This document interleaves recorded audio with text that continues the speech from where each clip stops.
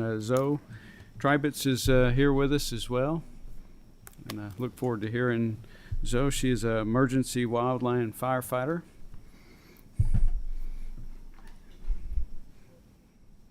Let her get comfortable. Could you not find a more dangerous job? Wrestling grizzly bears wasn't open. But thank you for what you do. And thank you for being here today. Let's see. Is that working? Yeah, it is. Okay, great. All right. Thank you for being here. Yeah. Well, thank you and Representative Hart for inviting me here today.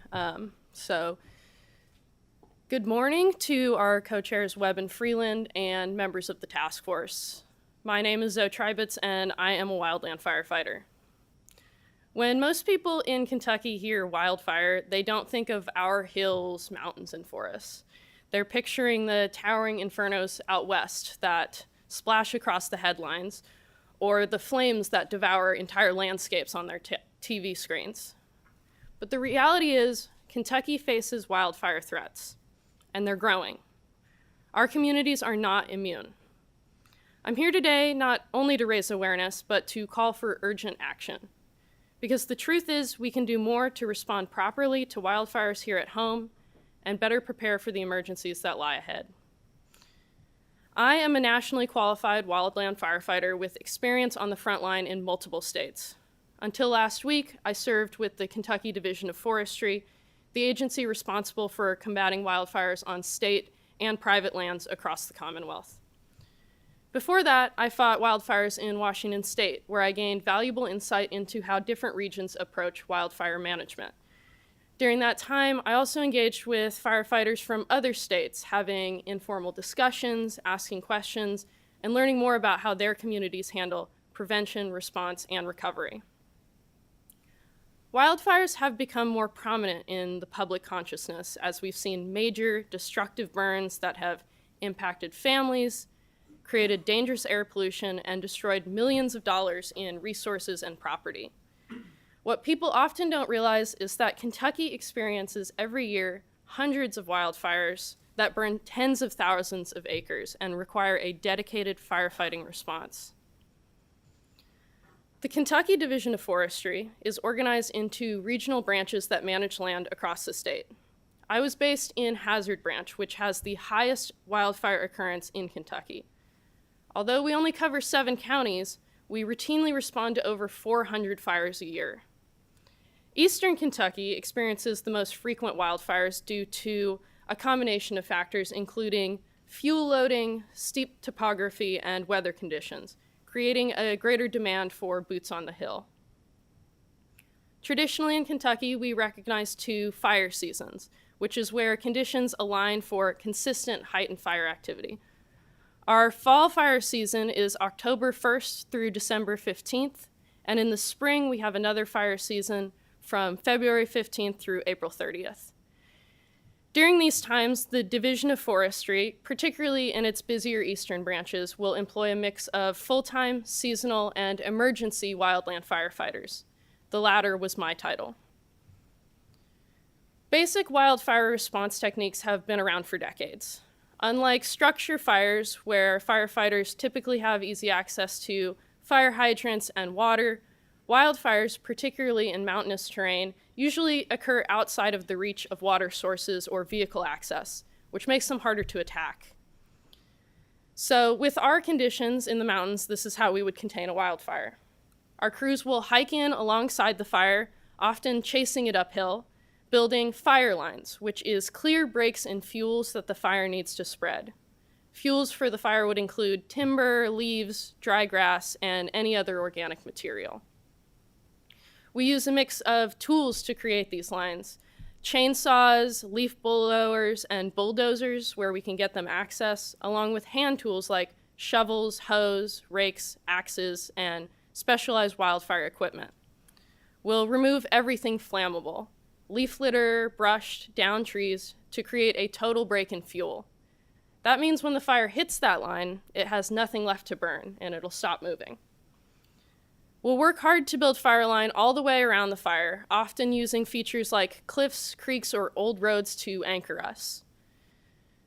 Sometimes we'll extend these lines with backburns, which are controlled fires that we set inside of our line. It will burn any fuel between where we are and where the fire is, and when the fire hits it, it'll help slow or stop the fire's progression. The size and placement of these lines depends on the fuel, the wind, the slope. We'll watch for embers that could blow across our lines, rolling logs, or dangerous dead trees that could fall and potentially carry the fire back over our line. Even after the fire is contained, our job isn't done. That's when we begin the sort of dirty work of mop up. We'll dig through the dirt, breaking apart smoldering stumps, brush, and making sure every hot spot is out, literally with our hands in the dirt, trailing around the fire line to ensure that no heat is left. Without this careful work, in the right conditions, the fire could start up again and escape when we're not there. As you can see, this process requires extreme manual labor and can take days or even weeks and requires a large, dedicated team working together. During fire season, and increasingly outside of the traditional seasonal windows, Kentucky's wildland firefighters answer the call for these marathons of response. We often work 12, 14, 16 or more hour shifts for days or weeks at a time, leaving behind our lives and our families. We do this in dangerous conditions, dodging falling trees weakened by fire, working near cliff lines and coal mining breaks, and managing rapidly shifting flame fronts. A few years ago, a young firefighter in our branch suffered serious burns during a fire. Situations change quickly and danger is constant. Our gear doesn't include masks or respirators like structure firefighters you might see on a structure firefighter. We breathe smoke for hours as we work. Recent studies, including those following firefighters who worked in the LA fires in the winter, are starting to link these exposure levels to elevated health risks, including breathing issues and cancer. Beyond the danger, the physical toll is immense. Carrying gear uphill, suffering muscle strains, lacerations, impact injuries, and chronic fatigue from long hours and little rest. Or injuries that don't jump off the page, like the painful heel blisters I spent weeks dealing with, trying to fight off infection and dealing with pain in every step. Despite the danger we face and the expertise the job demands, wildland firefighters across the country have long struggled for recognition. Our work has too often been dismissed as unskilled labor, a label that has justified low pay, limited benefits, and few opportunities for advancement. But let me be clear, this work is anything but unskilled. Our jobs require us to be part meteorologist, part topographer, part biologist, constantly reading the land, the weather, the fuel to predict how a fire will move. We make real-time risk assessments in life-threatening conditions to guide strategy and to keep our crews safe. These are not skills you can pick up overnight. They come through rigorous training and on-the-ground boots experience. We use specialized tools and tactics in dangerous and remote terrain, making the split-second decisions that protect lives, homes, and natural resources. We're firefighters, scientists, strategists, and first responders all at once. Calling this unskilled isn't just wrong, it's dangerous, because when skilled, experienced firefighters are undervalued, they leave. And when they leave, the communities we protect are left more vulnerable. Earlier this year, my crew was working along a mountain ridge on a windy day, which, maybe surprisingly, is one of the most dangerous conditions a wildland firefighter can face, as wind can change fire behavior unpredictably and dramatically. We were preparing to cut a new section of fire line when, suddenly and urgently, my crew leader, an individual with decades of experience, suddenly told us to retreat back the way we came. Within 30 seconds, the spot we had been standing was swallowed by the fire. Maybe somebody else would have caught the warning signs. But his instincts, sharpened by decades on the line, saved us from a dangerous spot. That kind of institutional knowledge, the ability to read subtle shifts in the wind, terrain, and fire behavior, is what keeps crews and communities safe. It's not something you can teach in a classroom. It's earned over years of experience, and it's invaluable on the fire line. That's why investing in experienced, highly trained wildland firefighters isn't just important. It's critical for public safety and disaster preparedness. In the past few years, wildfire behavior has grown more intense, driven by the same weather patterns we see fueling other disasters across Kentucky. In the fall of 2023, the situation became so severe we had to call in out-of-state support just to keep up. The need for a stable, skilled, and fully staffed firefighting force in Kentucky has never been more urgent. The safety of our communities depend on it. That's why I'm here today. In Kentucky's most fire-prone areas, high turnover and chronic understaffing are putting both firefighters and communities at risk. But this is a problem we can solve. With the right investment in our state's wildland firefighters, we have a real opportunity to strengthen wildfire response and improve disaster preparedness across the Commonwealth. We do this work because we believe in it. We love it. We hike into the smoke, dig fire line through the hills, and work long, exhausting shifts, not for the paycheck, but because we deeply care about our communities, our forests, and the people we work alongside. This job is a calling. It's hard, dangerous, and demanding, but it's also meaningful, and we're proud to do it. But every year, emergency firefighters are forced to leave the work they love. Not because they want to, but because they simply cannot afford to stay. Let me be clear. Emergency firefighters are not just support staff. We are the majority of boots on the ground protecting Kentucky from wildfires. In the hazard branch, when fully staffed, there would be 15 full-time employees, 20 seasonal firefighters, and 63 emergency firefighters. That means the people doing most of the on-the-ground, high-risk fire response are the ones being treated as temporary and replaceable. Even the title, emergency, is misleading. It sounds like we're only called in for the rare, urgent event. The truth is, we're there on every high fire danger day, every fire large and small, working just as hard, often harder than anybody else. Yet, we receive no health insurance, no paid sick leave, no vacation time, no retirement. And for our work, we make just $12.60 an hour. That was actually only recently raised from the flat $12 an hour we had been making all of last year and for a number of years before. And while that 60-cent raise was appreciated, it also felt like a slap in the face. Because when you're risking your life, putting your body on the line, and missing time with your family to serve your community, 60 cents doesn't reflect your worth. It doesn't pay the bills. It doesn't show respect. This low and unpredictable pay forces good firefighters to walk away. I've watched coworkers skip meals during long shifts just to make sure their kids could eat at home. I've seen dedicated, skilled firefighters torn between a job they love and the families that they're trying to support. These are not just jobs, this is service. Emergency firefighters don't show up for the money, they show up for the mission. But if we want them to stay, if we want to keep these experienced, passionate public servants in the ranks, we have to give them a reason to stay.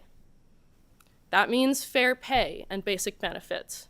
That means recognition of the skill, commitment, and sacrifice that it takes to do this work. It's time to stop treating wildland firefighters as expendable. It's time to invest in the people who are investing everything they have in protecting this state. When I speak to Kentuckians, they're shocked to hear how little we're paid. It's not that people don't want to invest in our first responders. They just don't know. And that's not just a Kentucky problem. Wildland firefighters across the country have been fighting for recognition and fair compensation for years, and only recently have those efforts started to gain some ground at the federal level. Earlier this year, Congress passed the Wildland Firefighter Paycheck Protection Act with broad bipartisan support. This legislation finally acknowledged the dangerous and essential nature of wildland firefighting and took real steps to improve pay and retention for federal crews. Now, entry-level wildland firefighters will earn $20.93 an hour working for the federal government in base pay, a significant step up from what many of us in Kentucky currently make.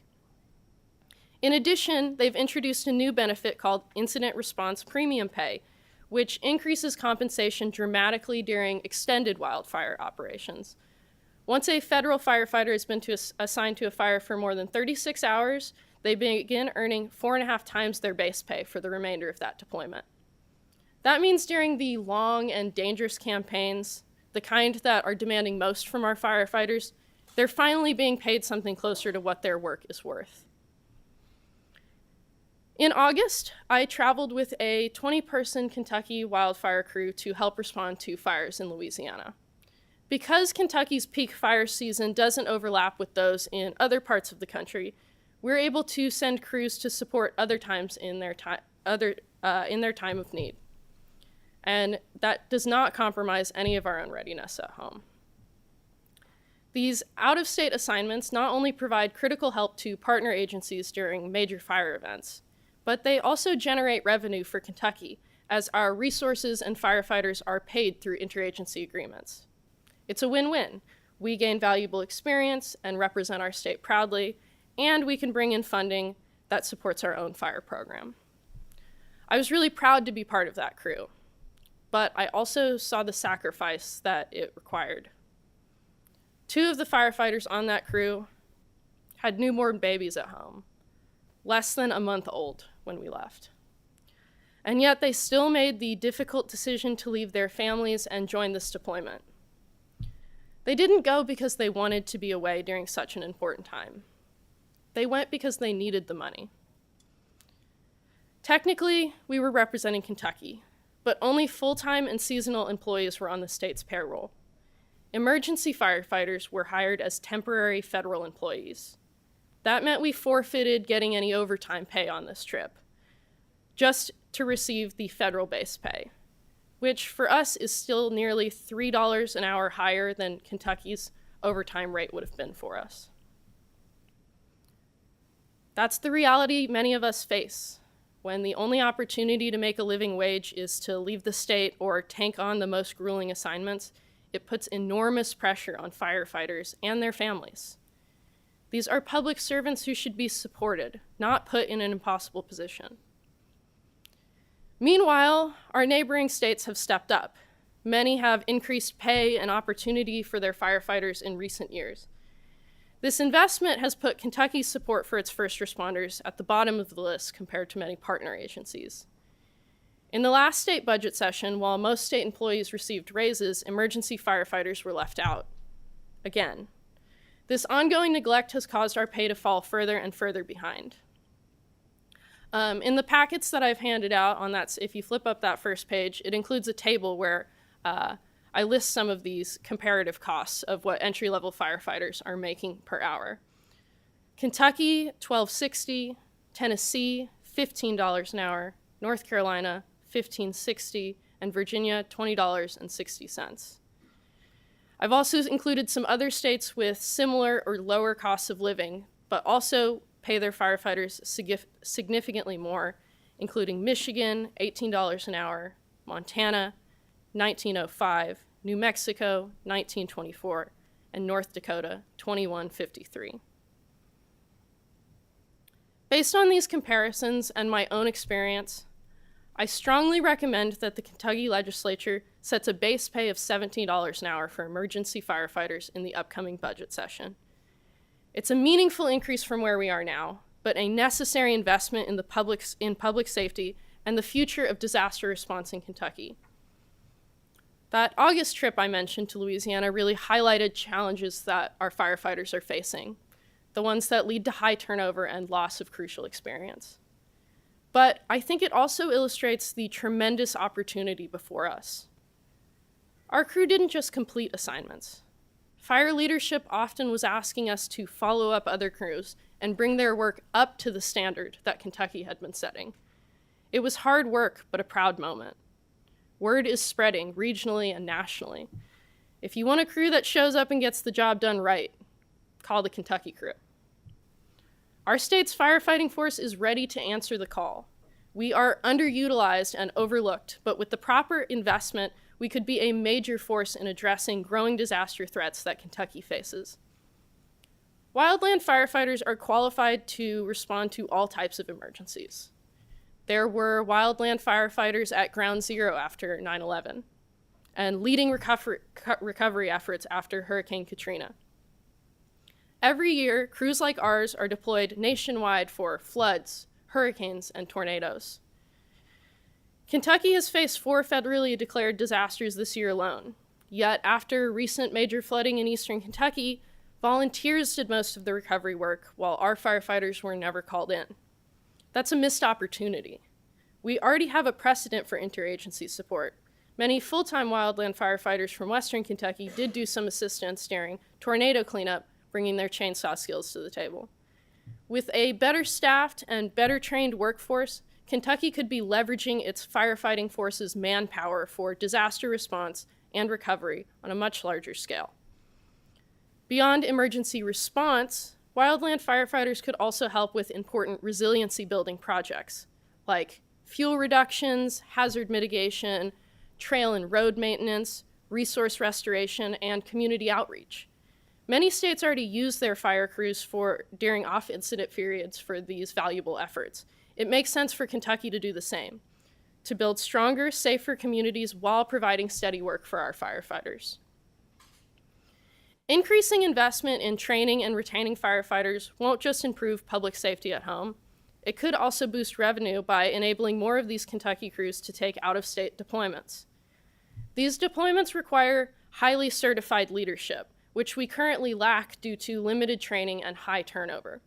Investing in our workforce now will pay off in stronger, more skilled crews who can earn revenue while protecting Kentuckians.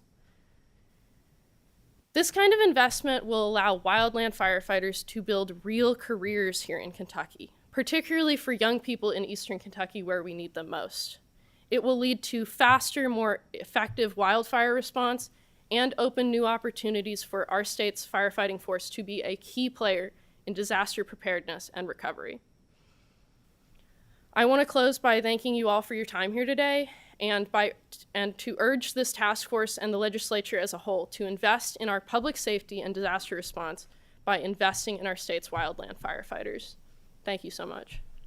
Thank you, Zoe. It really educated me on a lot of this, and I appreciate you taking time to present to us this morning. And one question I did have was, how many wildland firefighters do we have in Kentucky right now? Do you know? That is a good question. I cannot give you an exact number. Again, I'm a boots on the ground kind of guy, so I don't have the whole picture. I will tell you that, for example, as I said, in Hazard Branch, if we were fully staffed, we would have 15 full-time, 20 seasonal, and 63 emergencies. Okay. But I can tell you that we are rarely at full staffing, and I can also tell you we are one of the largest branches in the state. Many other branches have far fewer numbers than us, particularly in western Kentucky where there's a lot less fire response need. But I do not have an exact number for you, and I apologize. All right. No, that's okay.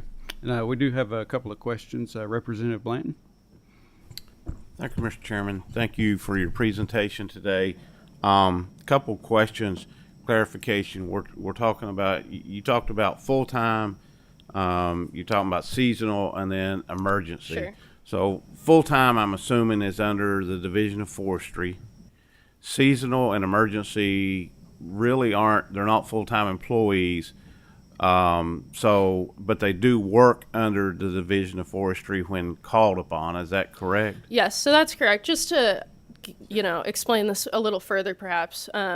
So yeah, your full-time employees are working year-round. They're given full benefits. They're salaried employees with the state. Our seasonal firefighters in eastern Kentucky make up our crew leadership. So they'll typically be crew leaders and dozer operators for us. And they work full-time when we're in those fire season windows. So from those during the fall fire season, they'll be working a normal 40-hour week on top of whatever our fire response is. And the difference between emergencies and seasonals is that emergencies have no guaranteed hours. So we are only called in for days where there is a red flag warning, when there's a high potential for fire, or if there is a fire, that's when we'll get called in. So that's sort of the difference between the three levels there. Do your typical seasonal and emergency firefighters, do they typically have other employment during the times they're not working for forestry? Yeah, so it varies, I would say. Typically, they will do some type of work. It can be challenging for us, especially now, because while technically we have those seasonal windows, we respond to fires almost every month out of the year, especially in the winter. The summer tends to be a little bit wetter, obviously, so a little bit less then, but so it can be really challenging for us to get employment outside of those times, because you never know when a call might come in, and people want to be available to support their crew during those times. So oftentimes people will have employment like cutting grass or something they can sort of pick up and put down rather than an actual job anywhere else. But to be honest with you, I had a young man on my crew who, when he heard his baby was coming, he tried to balance both a night shift at Wendy's in order to pay the bills on top of then showing up for fires when he got called in. So people will do a lot to try to make it work and keep this job, but it can be very challenging to sort of maintain a second employment with the type of work that we do. No, I totally understand. I'm Yeah. from the East. I've seen the action of these individuals. I can show you some places where I guarantee you, here in just a few weeks, they'll be on fire. Yeah, 'Cause absolutely. It's every year, same locations. I do have one more very quick question. You go right ahead. For them. Are you a fan of the series Fire Country? You know, that's a good question. I think I'm going to abstain on responding to that at All this right. time. All right, very good. Thank you, Mr. Chairman. All right, thank you. Madam Co-Chair Webb. Thank you, and I appreciate the presentation. I think it's worthy to note that disasters include fires, Yes. and certainly there are prevention, mitigation, resilience things that can be done from a forestry management standpoint. Historically, forestry is grossly underfunded, and sometimes the first thing to be cut in budget cycles, in my experience here.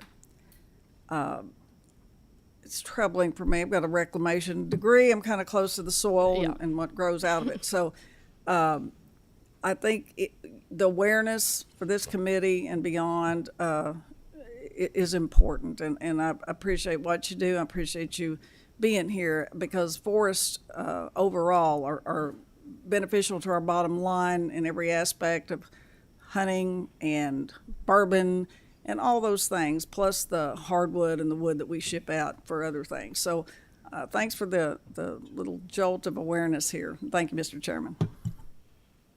Thank you. Representative Hart. Thank you, Mr. Chairman. I got more of a comment than a question.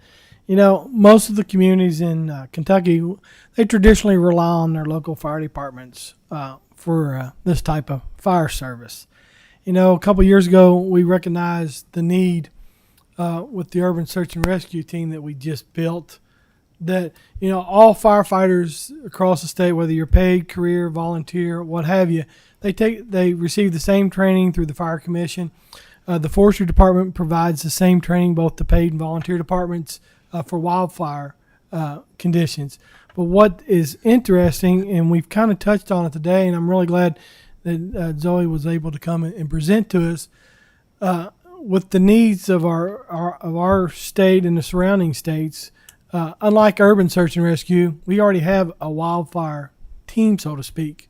But what we need to do as a legislature and as a state is to maybe look at that and compare what we have to what we're doing with the urban search and rescue team. We created an urban search and rescue team, one, so that we as a state can be self-sufficient. We can rely on our resources and our people when we have an emergency instead of relying on our neighboring states. Well, in the wildland firefighting situation, we have our teams and we're responding. But if we would build, if we would provide the resources to better train and better equipped and build our wildfire team similar to what we've done with the USAR team, to where we're utilizing our different volunteers and career members around the state that are willing to come in on the weekend and take the extra training. Firefighting, most departments in the state of Kentucky with your volunteers and your paid, they concentrate on structural firefighting because that's what they see all the time. They don't really, although we train for wildfires, it's just like a chapter in the book or a section that we train on. And we don't have the ability to really hone in our skills on wildfire firefighting like we should. And we've learned that through search and rescue, through the multiple deployments that we've had, not only in our state, but with some of our career and volunteer resources going out of the state to respond over the years. We've learned that the particular skill set that it takes for the USAR teams and wildfire, in this case, wildland firefighting, it's a very specialized skill set. Although you get some familiarity and you know how, as a firefighter, to go in and assist a wildfire crew, learning the topography, learning how to read the weather. And I mean, she mentioned you have to be a meteorologist. You really do, because a wildland firefight, a forest fire creates its own climate. I mean, you've probably seen pictures of the little fire tornadoes and stuff. That's all based on actual meteorology evidence and data. So you really have there's a very specialized skill set. And I would just urge not only our task force, but us as a legislator, maybe we need to start looking at creating a team like we have for USAR for wildland firefighting. We already have the team. We just have to build on it. We as a legislator would need to, and as a state would need to provide the additional resources and equipment and the ability for them to grow that team, but to provide that specialized skill set. I think there's enough volunteers and enough firefighters out there that want to learn this and would be interested in being a part of this. I think we could do it. We just need to maybe take a different approach in how we look at it and assess it. And she really hit the nail on the head. It's not an unskilled labor thing. They are a very specialized skill set. And I'm telling you from experience, because I've been on some of these forest fires in our state. And I really appreciate your presentation. I read through your documents. You've really hit the nail on the head. And if we could take that back to our fellow legislators, maybe as we move forward, we can create something maybe similar to our USAR team for wildland firefighting. Yeah, and I just would like to add that we have really great personnel and people in place already, but it was Representative Hart and some of the work that the legislature did putting together that USAR team that really inspired me to want to speak, because you have the right people in place already. What an investment in that could then turn out to allow people to really do their jobs effectively. So thank you for that. All right, thank you. And Representative Whitaker? Yeah, just one brief question. You mentioned that wildland firefighters don't use, here in Kentucky, we don't use respirators. Why is that? Yeah, that is a good question. It's a question that's sort of being asked at a national scale right now. Part of the reason we don't wear the sort of full gear you imagine when you think of a firefighter, when you see a city firefighter running into a structure, is we're doing a very different type of work. That gear that structure firefighters wear, having not been a structure firefighter, I don't think I could wear it very long. That it's 80, 90 pounds that they're wearing at a time. And they're often working, I say that structure firefighting tends to be more of a sprint, where wildland firefighting is more of a marathon. So for us, wearing big heavy gear like that would impede in a lot of our abilities. In terms of sort of lighter level masking and stuff in the smoke, I wish I had a great answer for you. Like I said, for a long time, it just wasn't standard. It's only recently that we're starting to really see some of the long-term health implications. And that question is sort of being looked at a national level of maybe when and where should we be implementing some of that. But it's just not our standard as of today for wildfire.